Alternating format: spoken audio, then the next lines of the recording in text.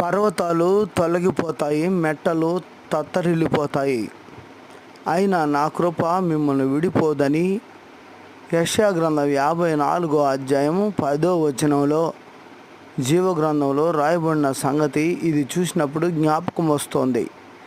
చూడండి, పర్వతాలు రోడ్ల కొరకు తొలగించబడతా ఉన్నాయి, మెట్టలన్నీ కూడా చదును చేయబడతా ఉన్నాయి. ఫ్రెండ్స్, మంచి రోజులు వచ్చాయి, రోడ్లు బాగుపడుతున్నాయి.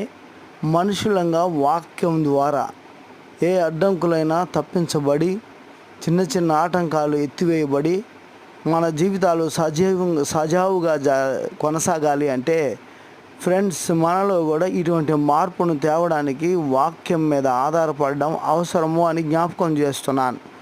దేవుని వాక్యాన్ని విశ్వసిస్తున్నటువంటి ప్రతి వారికి హృదయపూర్వకమైన ధన్యవాదాలు.